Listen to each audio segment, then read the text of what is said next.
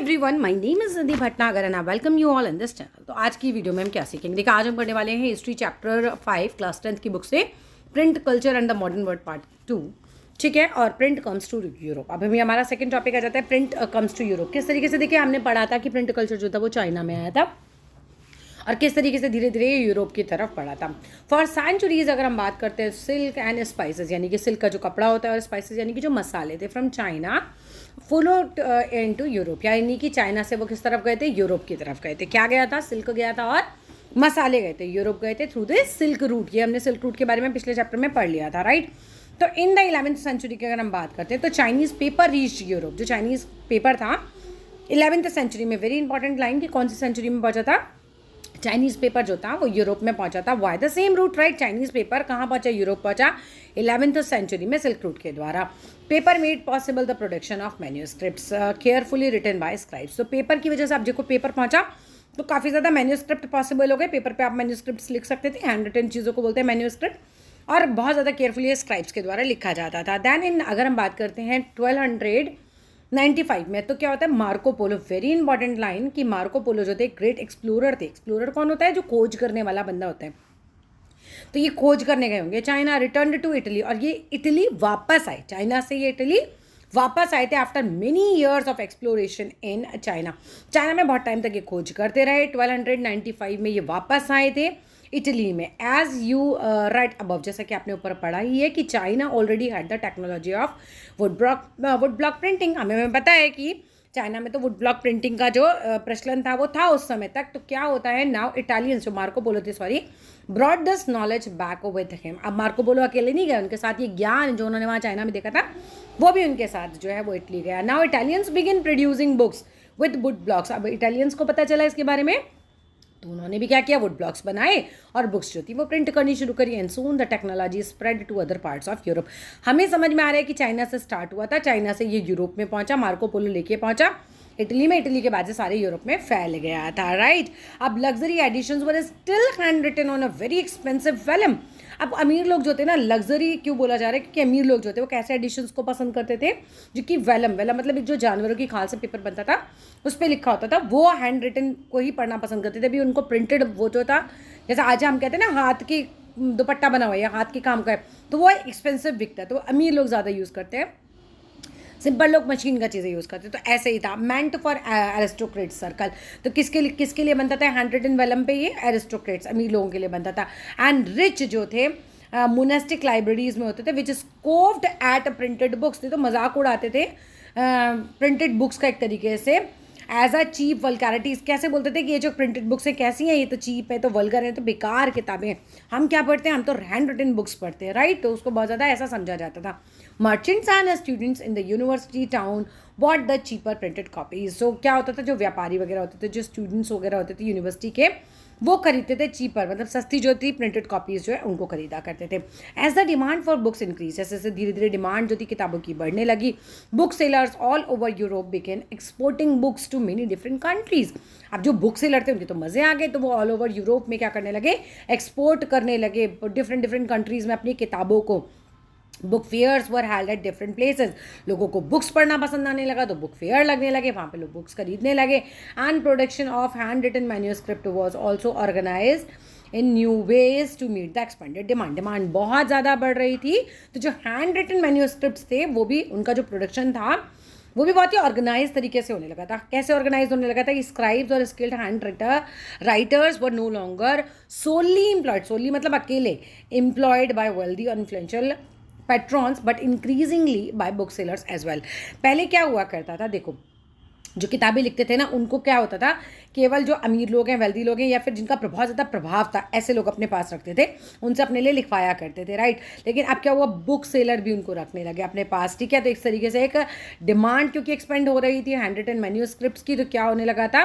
जो skilled hand writers थे, अब उनको केवल सोली मतलब केवल एम्प्लॉय, उनको केवल वेल्दी लोग ही नहीं एम्प्लॉय कर रहे थे, या केवल वो लोग नहीं एम्प्लॉय कर रहे थे जिनको पास बहुत ज़्यादा प्रभाव हो, चाहे ना हाई पोस्ट पे हो, बल्कि बुक सेलर तक उनको को अपने यहाँ काम पे रखने लगे। And more than 50 scribes often worked for one book seller. एक बुक सेलर के पास 50 जो थे स्क्राइब्स होते थे, उनकी किताबें लिखते थे, फिर वो किताबें वो बेच दिया करते थे। But the production of handwritten manuscripts could not satisfy the ever increasing demand for books. लेकिन क्या होता है, डिमांड इतनी ज़्यादा बढ़ रही होती है तो प्रोडक्शन जो थी हैंडरिटन मैन्यूस्क्रिप्ट्स की वो भी सेटिस्फाई नहीं कर पाई, क्योंकि अभी हाथ से लिख रहे हैं, अभी हाथ वाला तो डिमांड नहीं पूरा कर सकता। तो क्या हो रहा था, कॉपिंग वॉज एन एक्सपेंसिव। ऐसा क्यों हुआ था, वेरी इंपॉर्टेंट, कि ऐसा क्यों हुआ कि तब भी जब 50 सब्सक्राइब्स हैं तब भी इन डिमांड पूरी हो पा रही थी, या क्यों प्रिंट कल्चर फिर आया वहाँ पे, क्योंकि कॉपिंग was an expensive, laborious and time consuming business. अभी आप कॉपी करोगे तो बहुत ज़्यादा महंगा भी बैठता था, स्क्राइब काफ़ी पैसा ले लेता था, बहुत लेबोरियस, बहुत मेहनत लगती थी, बहुत टाइम कंज्यूमिंग बिजनेस था, एक बुक लिखने में उसको इतना टाइम लग जाता था। मैन्यूस्क्रिप्ट्स वर फ्रेजाइल, बहुत ही कमज़ोर होते थे, कागज़ ऐसा होता था बहुत ही, मतलब पकड़ो तो फट ना जाए वाला डर, ऑकवर्ड टू हैंडल, बहुत ही इस तरीके की जैसे हम बाइंडिंग बुक्स आज यूज़ करते हैं वैसी नहीं थी, बहुत ही अजीब तरीके से उसकी बाइंडिंग होती थी, बहुत ही हैंडल करना उसको बड़ा ऑकवर्ड लगता था। And could not be carried around और रीड ईजीली, आराम से उसको इधर उधर आप ले जा नहीं सकते थे, आराम से उसको पढ़ नहीं सकते थे, टफ हो जाता था वो चीज़ें। Their circulation therefore remained limited, और इस तरीके से फिर उनका सर्कुलेशन है, एक लोगों के बीच में फैलाव जो था वो एक लिमिटेड ही रहा, राइट। क्योंकि कोई चीज़ अगर प्रिंटेड है, आसान है, अगर आपकी किताब आपके हाथ में आसानी से आप उसे पकड़ सकते हो, ले जा सकते हो, खरीद सकते हो, तो आप बहुत सारे लोगों के बीच में वो खरीद ली जाएगी ना। लेकिन ऐसी जो महंगी भी पड़ रही है, टाइम भी बहुत कंज्यूम कर रही है, फ्रेजाइल भी है, ऑकवर्ड टू हैंडल भी है, उसको ले जा भी नहीं सकते कहीं पर, तो फिर तो वो इतना, इसीलिए वो लिमिटेड रही। With the growing demand for books, would block printing gradually became more and more popular. अब क्या होता है, डिमांड बढ़ती जाती है और जो वुड ब्लॉक प्रिंटिंग है वो भी बहुत ज़्यादा पॉपुलर होती जाती है। By the early 15th century की अगर हम बात करें तो wood blocks were being widely used in Europe. Early 15th century में जो वुड ब्लॉक्स थे वो बहुत ज़्यादा यूरोप में यूज़ होने लगे। किस लिए वुड ब्लॉक्स का यूज़ होता था, प्रिंट करते थे, टेक्सटाइल्स, कपड़ों पे ठप्पा लगा लगा के प्रिंटेड बनाते थे उनको, प्लेइंग कार्ड्स, ताश के पत्ते बनाए जाते थे, right. And religious pictures with simple brief tracts, यानी कि भगवान की पिक्चर्स बनाई, उस पर कुछ ओम लिख दिया या सत्या बना दिया या कुछ भी है ना, टेक्स्ट लिख दिया। तो there was clearly a great need for even quicker और चीपर रिप्रोडक्शन ऑफ टेक्सेस। लेकिन अभी भी देखो बिल्कुल क्लियर था ये बात तो, कि बहुत ज़्यादा ग्रेट नीड है कि कोई चीज़ ऐसी आए जो क्विकर और चीपर जो है वो टेक्स्ट दे दे, उसका रिप्रोडक्शन हो जाए हमारा। This could only be with the invention of a new print technology. ये कैसे संभव हो सकता था, जबकि नई प्रिंट टेक्नोलॉजी जो है आ जाए, कोई चीज़ प्रिंट कर दे और टक टक टक टक वो लोगों के बीच में भी आसानी से पहुँच जाए। The breakthrough occurred at, जो ब्रेक थ्रू होता है एक तरीके से, सबको चल रहा है, हाथ से चल रहा है, अभी हाथ की बजाय प्रिंट की जरूरत है, तो ब्रेक थ्रू कौन लेकर आता है, ये क्या है हमारा, स्ट्रेसबर्ग में होता है, जर्मनी में। कौन बंदा लाता है, ये बड़ा इंपॉर्टेंट है भाई, ये होते हैं हमारे जोहान गुटेनबर्ग। इन्होंने डेवलप किया था फर्स्ट नोन प्रिंटिंग प्रेस को 1430 में। अगर समझ लो ये चैप्टर आ रहा है आपका, अभी यूटी में भी आ रहा है, तो सब पक्का ये क्वेश्चन आना है बोर्ड्स में, इसके बहुत चांसेस होते हैं, इसलिए अच्छे से पढ़ लेना। जोहान गुटेनबर्ग ने डेवलप किया था फर्स्ट नोन प्रिंटिंग प्रेस को 1430 में, राइट। आगे आते हैं, अब हमें गुटेनबर्ग के बारे में कुछ बताया गया कि गुटेनबर्ग एंड प्रिंटिंग प्रेस, कैसे उनके दिमाग में आइडिया आया, कैसे उनकी लाइफ में प्रिंटिंग प्रेस ये आई थी। तो Gutenberg was a son of a merchant. Gutenberg जो थे वो बेटे थे एक व्यापारी के, and grew up on a large agricultural state, मतलब इतने अमीर व्यापारी थे कि उनके पास काफ़ी बड़े एग्रीकल्चर, खेत खलिहान बहुत सारे थे, रियासतें थी, रियासतें मतलब खेती वाली रियासतें, समझ लो खेत बहुत सारे थे, right. From his childhood he had seen wine and olive presses.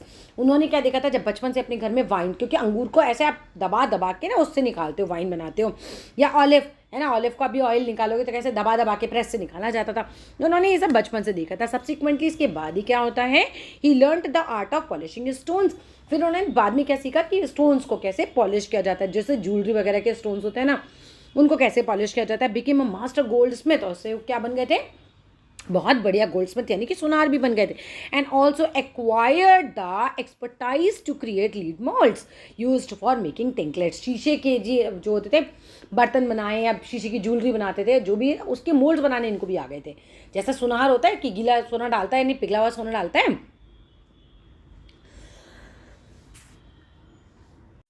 और उससे क्या होता है, पिघला सोना जिस भी मोल्ड में डाला जाता है उसी के प्रकार का अंगूठी या हार वगैरह बन जाता है। तो धीरे धीरे उन्होंने क्या किया, उन्होंने भी शीशे के बर्तन या शीशे की ज्वेलरी इस तरह से बनानी स्टार्ट कर दी थी, इस तरह के मोल्ड में। ड्राइंग ऑन दिस नॉलेज, अब इस नॉलेज की वजह से इसको लेते हुए जो गुटेनबर्ग थे एडेप्टेड एग्जिस्टिंग टेक्नोलॉजी, उन्होंने ढाली अपनी एग्जिस्टिंग टेक्नोलॉजी को टू डिज़ाइन इज इनोवेशन। उन्होंने कहा यार, उन्होंने देखा है कि किस तरीके से मोल्ड्स बन सकते हैं, तो उससे हम कुछ भी डिज़ाइन बना सकते हैं। हमने देखा कि भाई दबा दबा के हम उससे ऑयल अगर निकाल रहे हैं, तो फिर इस तरीके से, क्योंकि प्रिंटिंग प्रेस में भी उन्होंने ऐसी कुछ मशीन बनाई थी कि वो दबा के जो था वो प्रिंट होते थे, राइट। तो वो उनका जो इनोवेशन था वो इसी से रिलेट करते गए, वो उनके दिमाग में बनता चला गया, right. The olive press provided the model for printing press. Olive press से उनके दिमाग में प्रिंटिंग प्रेस के बारे में नया ना आइडिया आया, एंड जो मोल्ड्स थे उससे उन्होंने कास्ट किए थे the metal types for the letters of the alphabet. Like metal के उन्होंने, मान लीजिए मेटल से उन्होंने ए बना लिया, अब ठीक है मोल्ड बना लिया ए का, फिर ऐसे बी का, फिर सी का, फिर वो उससे ठप्पा लगाने लगे होंगे, अब उससे मशीन में लगा के प्रेस करके प्रिंट करते थे, राइट। तो ये सब इन्होंने शुरू किया था। By 1448 Gutenberg preferred the system, Gutenberg ने प्रेफर किया था system. The first book he printed was Bible, very important. Gutenberg ने पहली बुक कौन सी छापी थी? That was Bible. कितने पेजेस की थी? नहीं सॉरी, कितनी कॉपीज उन्होंने छापी थी? 180 कॉपी उन्होंने बाइबल की छापी थी। And it took 3 years to produce them, और 3 साल लगे उनको 180 कॉपी छापने में। उस समय के लिए वो बहुत जल्दी था, लेकिन आज के लिए तो बहुत लेट हो गया। आज तो मतलब हज़ारों किताबें मिनटों में छप जाती हैं। By the standard of this time that was fast production हम बोल सकते हैं। The new technology did not entirely displace the existing art of production books by hand. अब जो नई ये टेक्नोलॉजी आई प्रिंटिंग प्रेस वाली, ये पूरी तरह से तो उस हैंड रिटन टेक्नोलॉजी को नहीं रिप्लेस कर पाई, फिर भी बहुत ज़्यादा रेवोल्यूशन आ गया था, right. In fact printed books at first closely resembled and written manuscripts. होता क्या है, जब पहली प्रिंटेड बुक्स आती हैं ना, तो वो जो ब्लॉक्स बनाए गए थे प्रिंट करने के लिए उनके ऊपर, वो इतने बढ़िया बनाए थे, ऐसे बनाए थे जैसे मैन्यूस्क्रिप्ट्स हो। तो जब वो छपाई होती थी तो बिल्कुल मैन्यूस्क्रिप्ट्स की तरह वो दिखाई देती थी, ऐसा ही लेआउट होता था। द मेटल लेटर्स इमिटेट करते थे, नकल करते थे, बिल्कुल वैसे ही बनते थे जैसे ऑर्नामेंटल हैंड रिटन स्टाइल्स उनको बनाया गया, राइट। अब borders were illuminated by hand. अब क्या होता था, जो किताब है उसमें बीच में लिखा जाता था और किनारे किनारे छोड़ दिए जाते थे, फिर उसको उस पर चित्रकारी की जाती थी, राइट। इल्यूस्ट्रेशंस बनते थे, उस पर चित्र बनते थे बाय हैंड विद फॉलेज, यानी पत्तों से चित्र बना रहे हैं या पत्तों के चित्र बना रहे हैं, विद पैटर्न्स उस पर बनाए जाते थे। एंड इल्यूस्ट्रेशंस वर पेंटेड, उस पर चित्र वगैरह भी और बनाए जाते थे। In the books printed for rich, जो किताबें रिच लोगों के लिए होती थी ना, space for decorations were kept blank, छोड़ दिया जाता था किनारे कि भैया वो ना अपने हिसाब से फिर उस पर डिज़ाइन बनवाते थे। कैसे भाई? ईच परचेजर, जो भी किताब को खरीदता था, कुड चूज द डिज़ाइन, वो डिज़ाइन को चूज करता था, एंड चूज कर सकता था, डिसाइड कर सकता था ऑन द पेंटिंग स्कूल, यानी किस बंदे, पेंटिंग स्कूल मतलब किस बंदे से उनको क्या कराना है भाई, डिज़ाइन बनवाना है। रेड सपोज कि ये पेज है, यहाँ पर लिखा हुआ है, ये पोर्शन पे ये जगह पूरी ब्लैंक छोड़ दी जाती थी। इस ब्लैंक पे रिच आदमी जो होता था वो खुद ही बंदा अपॉइंट करता था, डिज़ाइन देखता था और फिर उसको वहाँ पे इलस्ट्रेट करवाता था। दैट वुड डू द इल्यूस्ट्रेशन, ऐसा बंदा वो चुन लेते थे। इन द 100 years की अगर हम बात करते हैं 1450 से 1550 तक, printing presses were set up in most countries of Europe. इतना फैल गया, मार्को पोलो आए, चाइना आए, उन्होंने देखा, फिर इटली में आया, इटली से फिर पूरे यूरोप में फैला, और धीरे धीरे 1450 से 1550 में तो यूरोप में बहुत ज़्यादा कंट्रीज़ में ऐसे जो है प्रिंटिंग प्रेसेस लग गई थी। प्रिंटर्स फ्रॉम जर्मनी जो थे वो ट्रैवल करते थे to other countries. Printers from Germany, right, Europe में फैल गया, अब जर्मनी से प्रिंटर्स क्या थे, दुनिया भर में जाते थे, अदर कंट्रीज में जाते थे, सीकिंग वर्क, काम की तलाश में जाते थे, and helping start new presses, लोगों को हेल्प करते थे नई नई प्रेसेस स्टार्ट करने में। बेसिकली मतलब एक तरीके से एक बिजनेस आइडिया आपको आ गया, पूरी दुनिया में उस बिजनेस आइडिया को लेके जा रहे हो। As the number of printing presses grew, जैसे जैसे प्रिंटिंग प्रेसेस के नंबर ग्रीव होने लगे, बुक जो प्रोडक्शन था वो भी बूम होने लगा, बहुत ज़्यादा होने लगा। The second half of the 15th century saw 20 million copies. अब लगाइए, जहाँ एक किताब, 2 किताब, 4 किताब छप रही हैं, आज 20 मिलियन बुक्स आ गई थी। 15th century तक मार्केट में प्रिंटेड बुक्स आ गई थी, फ्लोट होने लगी थी बिल्कुल, मतलब इसे फ्लड, मतलब बाढ़ आ जाना एक तरीके से in the markets in Europe. And the number went up, और धीरे धीरे नंबर कब बढ़ने लगा, 16th century में तो जानिए कि नंबर 200 मिलियन कॉपीज तक बन गया, मार्केट में 200 मिलियन किताबें हमारी आ गई थी। And this shift from hand printing to mechanical printing led to the printer revolution. इस तरह से प्रिंटर रेवोल्यूशन आ गया। या प्रिंटिंग प्रेस दिखा रखी है गुटेनबर्ग की, ये देखिए, राइट। और बस that's all in this video. अब हम करेंगे नेक्स्ट पार्ट को अपने थर्ड पार्ट में, राइट, नेक्स्ट वीडियो में करेंगे इसको। Thank you, bye bye.